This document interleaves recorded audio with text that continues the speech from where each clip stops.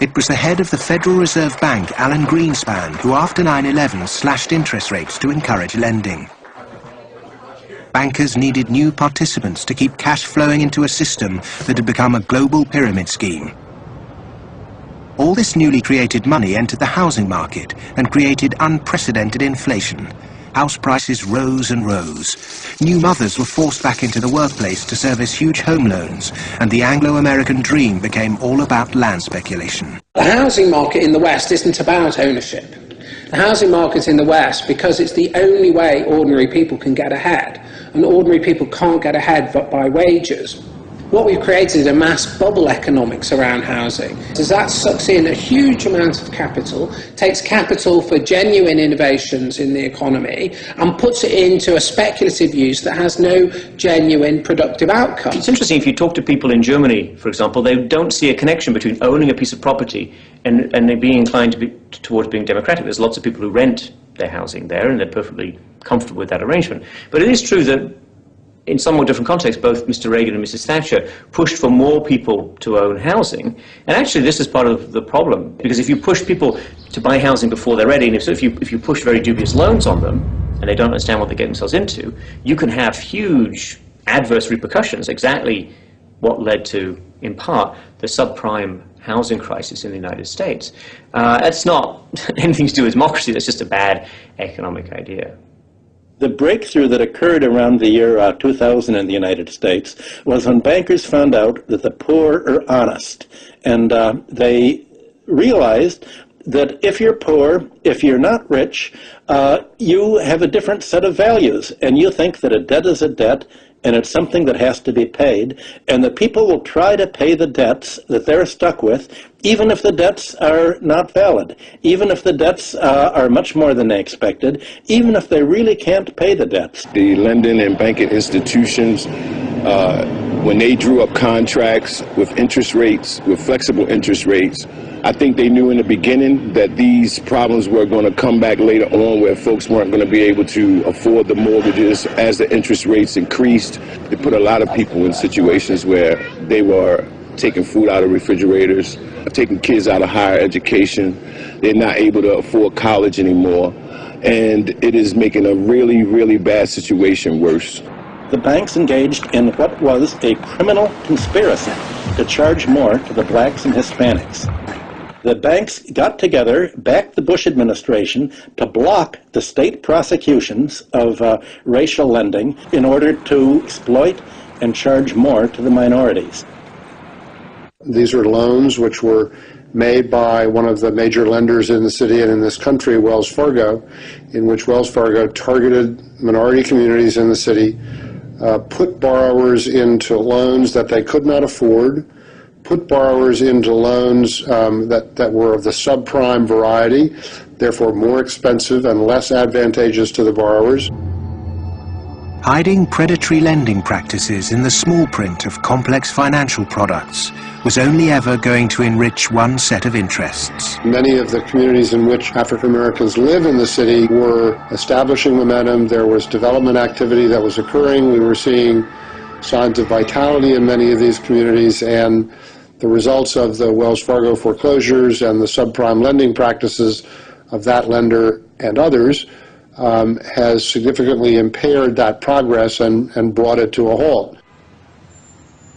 What happened in Baltimore is just one example of what is happening all around the world. One way to frame this injustice is by branding it a race issue. But when we look really closely, we can see that there is something at play here that transcends race: profit.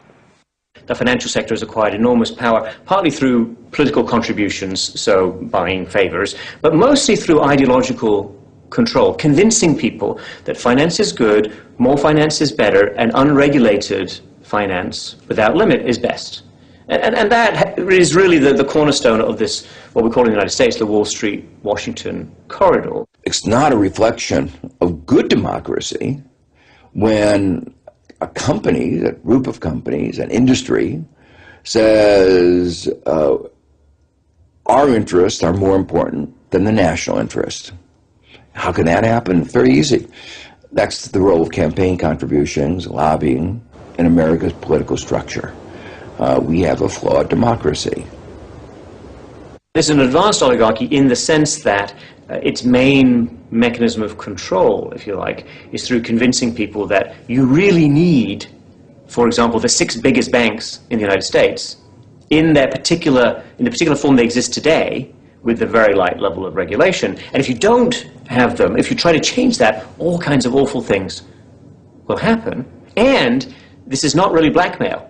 I mean, it sounds like blackmail, but they convince you it's not blackmail, it's just that's the way the world is. There's nothing you can do about it. Oh my goodness, you just have to cooperate with them. It's very clever. The Fed is essentially the lobbyist for the commercial banking system. When you say you want to turn regulation over to the Fed, you're saying the financial sector and Wall Street should be self-regulated. And Wall Street has veto power over whoever is going to be the head of the Federal Reserve. As long as you give veto power over the regulators to Wall Street, as long as you pick the bank regulators from the banking industry itself, you can forget any thought of calling it regulation. It's deregulation, and to call it regulation instead of deregulation is using Orwellian doublethink. Democracy is government by the people. Plutocracy is government by the rich. In a typical plutocratic state, economic inequality is high, social mobility low, and because of continuous exploitation of the masses, workers find it nearly impossible to climb out of poverty. The equal voting rights movement in the early 20th century abolished a system where rich people had more votes than poor people. But today, lobbying has put pay to that and reduced the American political system to a mere clearinghouse for the concerns of the rich.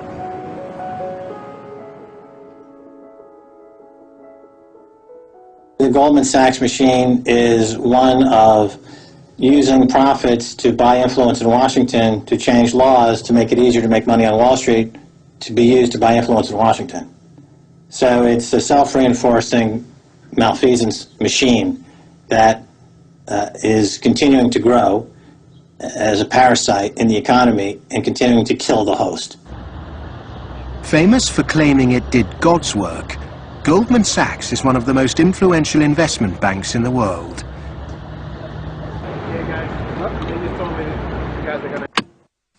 Goldman Sachs are extremely efficient at what they do. Their task is to make money. They make bank robbers like Willie Sutton look like modest amateurs. They're huge bank robbers, but it's legal. The system is set up so that they can do it. In the recent years, they've been selling securities put together from mortgages that they knew were worthless. So they're selling these things to unwitting consumers, making a ton of money on it. Meanwhile, they're betting that they're going to fail because they know that what they're peddling is rotten. So they placed bets with it's called credit default swaps and other things with a huge insurance company, AIG, and that was insuring Goldman Sachs against the failure of the stuff they're peddling. During America's subprime collapse, Goldman traders Michael Swenson and Josh Birnbaum made a $4 billion profit by short-selling junk mortgages. Backed by Dan Sparks, internally Goldman Sachs called their position the Big Short and bet against their own clients. Senator Carl Levin called Goldman Sachs chief executive Lloyd Blankfein to a Senate subcommittee to testify under oath. Much has been said about the supposedly massive short Goldman Sachs had on the U.S. housing market. The fact is, we were not consistently or significantly net short the market in residential mortgage-related products in 2007 and 2008. We didn't have a massive short against the housing market, and we certainly did not bet against our clients. Riding the Big Short in 2007 made billions of dollars for Goldman. And so far, they've got away scot-free with this massive heist. So they're now back bigger than before, richer than before, biggest profits they've had in history, huge bonuses. They're doing great. A lot of what they're doing has, in fact, probably maybe all of it has almost nothing to do with the benefit of the economy. Can there be any objection to genuinely talented people earning big money if they bring something new and tangible to the world? if they take great personal risks with their own money and actually bring greater prosperity for all. But how many of the general public have achieved greater prosperity through a banker's bonus? It was against the holy backdrop of St. Paul's Cathedral in London that Goldman Sachs Vice Chairman and mouthpiece Lord Griffiths gave insight into how certain bankers really think. The devoted Christian defended extortionate bonuses. I'm not a person of despair, I'm a person of hope. And I think that we have to tolerate the inequality as a way to achieving greater prosperity and opportunity for all. The fundamental Christian view, and I would say of Islam as well, and certainly of Judaism, is that wealth is to be shared. Money has to be shared. You can't take it with you. And from that develops a whole lot of stuff about justice and the economy and so on. And we've lost that, and instead we've got people accumulating more and more. And I just think it's disgusting that people have lost their homes, they lost their jobs, they can't pay their mortgages from bankers who made a big mistake and then paid enormous bonuses. I'm sorry, that is simply wrong. And I can't understand why we are not more vociferous about that. When rich people tell you that they specifically have to be rich through these egregious rip-off mechanisms, that's just self-serving propaganda and it should be disregarded. It is true that when you organize human society, some people get ahead and some people struggle. That's a natural mechanism. But saying, oh, we've got to have inequality, therefore Goldman Sachs must be organized along the following lines, that's a complete non sequitur. At what juncture, at what point does morality enter into the economic calculus? In a way, many people think that Adam Smith gave us a free pass, a way not to think about morality. Because what Adam Smith said was that individuals in the pursuit of their self-interest are led as if by an invisible hand to the general well-being of society. Now let me make it clear, Adam Smith didn't really say that. That is to say, Adam Smith was very much aware that businesses, when they got together, conspired against the public interest, raised prices. He was aware of monopoly. He was aware of the importance of education that the private sector couldn't provide. So he himself was aware of all the limitations, but his latter-day descendants have forgotten all those caveats. Adam Smith was the godfather of classical economics, but since its publication, his work has been used as a political football, financiers twisting his words to suit them. Lord Griffiths advocates ruthless individualism to push this idea that if bankers get rich, then we get rich too, through a process known as trickle-down economics, or horse and sparrow theory. If you feed the horse enough oats, some will pass through to the road for the sparrows. The idea is that extreme wealth concentrated on a small minority will eventually trickle down to everyone else. But it doesn't work. Because by the time the money reaches the people at the bottom of our money pyramid, it's lost its purchasing power.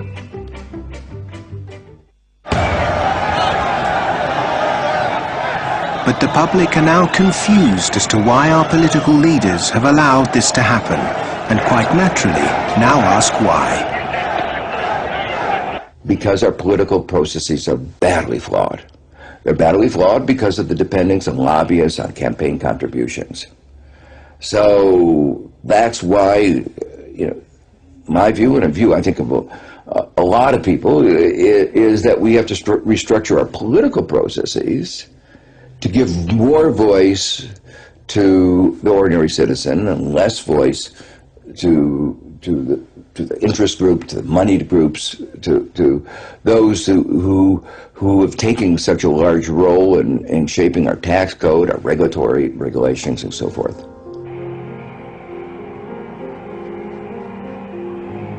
I stood on the front step of Colin Powell's house And I look at him and say, what next, boss? And he said, what do you mean? And I said, what next? Where are you going next? I'm going to write my book. I said, no, I know you're going to write your book, but you're not going to do that for the rest of your life. Where are you going next? He said, maybe a cabinet position, but first, money. I said, money? He said, yeah, millions. That's the only way you can be a cabinet officer in the American government. Oh, wow. The Democrats and the Republicans are beholden to corporate interests, and until they become unbeholden to those corporate interests, we will never have a well-governed republic.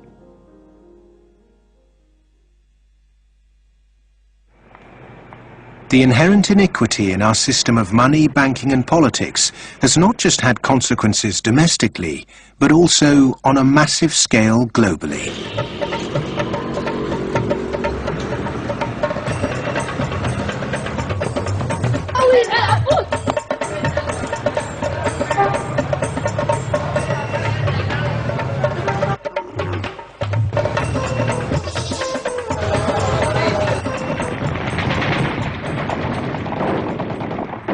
Western leaders have presented their military campaign in Iraq, Afghanistan and Pakistan as a moral obligation.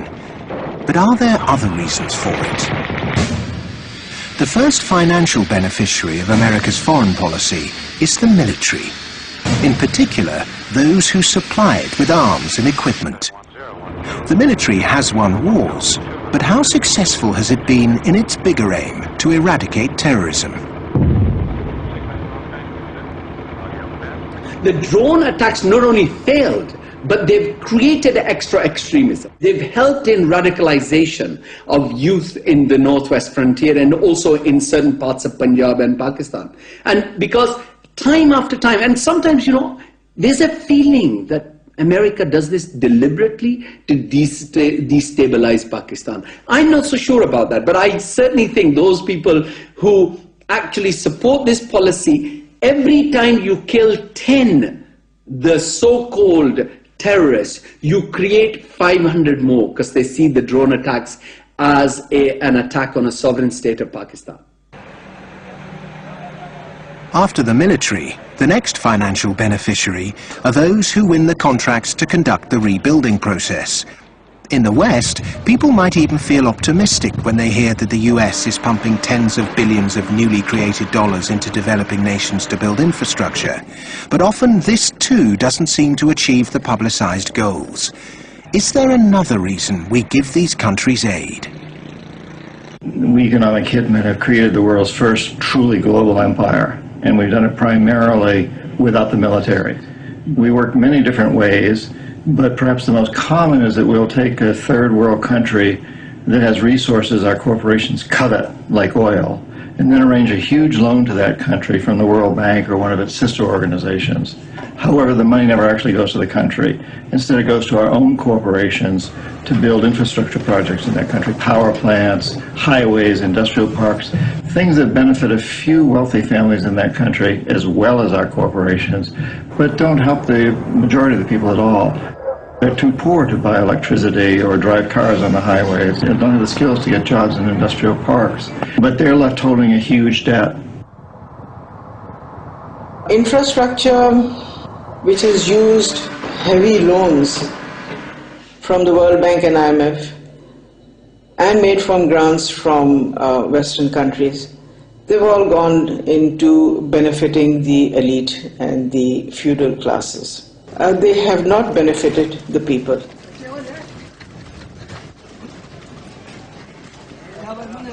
The masses have very little already. So those landlords who have the infrastructure and who are going to make money because of the infrastructure that is built through their roads, they will prosper. But the ones who don't have any resources, they've not had jobs, there isn't an economic activity for them in terms of manufacturing goods so they can sell and they can also prosper. When you don't have that, what do? They resort to joining the Taliban because they see the enemy coming in and taking away what little bit they have. President Obama, I understand, wants to invest $7.5 billion in Pakistan's infrastructure to alleviate poverty and, take away all the divisions and all the anti-American sentiment over here. Whatever his reasons are, we can do without it. In fact, it's the worst possible thing he can do. This kind of help is actually going to be a hindrance. It's just going to make matters worse. It will bring this contrived war and terror into our rural areas. How much of US foreign policy is genuinely altruistic? And how much is it influenced by the banks and corporations that profit so tremendously from it? America's evangelism of democracy is riddled with contradictions, not least of which this idea of promoting democracy at the point of a gun, or opposing regimes which are democratic but not in the way that America wants. So too, this idea that America has been promoting free market capitalism has also been riddled with contradictions, because the reality is that American firms tend to make most money when countries are at the cusp of change, certainly American financial firms, and in a sense they want markets that are changing structurally, but not too free and too transparent, because they make money when markets are a bit opaque.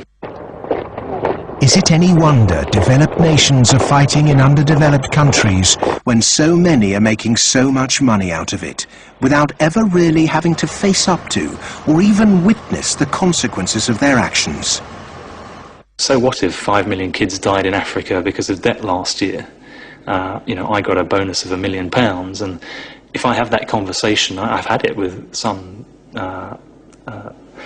bankers who've been in the business a long time, and they listen politely, very polite, very charming, and at the end they say, well, Tariq, it's lovely meeting you again, and they go back to the office and do another loan deal for Tanzania or something. I've known a lot of terrorists, quote unquote. I've met them, I've interviewed them for books, I've known them since I was an economic kid, and I've never met one who wanted to be a terrorist. They all want to be with their families back on the farm. They're driven to terrorism because they've lost the farm. It's been inundated with water from a hydroelectric project or with oil from oil derricks. Their farm's been destroyed. They can't make a living for their kids. Or in the case of the Somali pirates, their fishing waters have been destroyed. And that's why they've turned to this. It isn't because they want to be pirates or terrorists. Now, there may be a few crazy people. There are a few crazy people. People with their nuts loose. There'll always be serial killers. There'll always be crazy people. Maybe Osama bin Laden's one of them. But they do not get a following unless there's a terrible injustice going on. And people are starving and they're deprived. And then they will follow these crazy people because they seem to offer an alternative. What does the word terrorist actually mean? Many terrorists would sooner describe themselves as freedom fighters. Could it be that the charge of terrorism could just as easily be made against Western corporations, speculators and policymakers? When we talk about terrorism, it means what they do to us, not what we do to them. And what they do to us can be pretty ugly, although it's not even a fraction of what we do to them. I mean, take, say, 9/11. That was a pretty serious act of terrorism, maybe the worst single act of terrorism in history. But it could have been worse. I mean, suppose, for example, that Al-Qaeda had bombed Washington, bombed the White House. It killed the president, installed a harsh military dictatorship, brought in a bunch of economists who drove the economy into its worst disaster in history. Well, that would have been worse than 9/11. And I'm not making it up. It happened. What's called the first 9/11 in South America, namely in Chile. On the 11th of September 1973, the democratically elected Chilean president Salvador Allende was overthrown in a coup. A dictatorship under Augusto Pinochet was established that ruled Chile until 1990. There was the systematic suppression of all political dissidents. Thousands were imprisoned and murdered. Who was involved in that first 9/11? It's not hard to find them. Right in Washington and London and so on. But that's off the agenda. It doesn't count. There's a principle of ideology that we must never look at our own crimes. We should, on the other hand, exult in the crimes of others and in our own nobility in opposing them.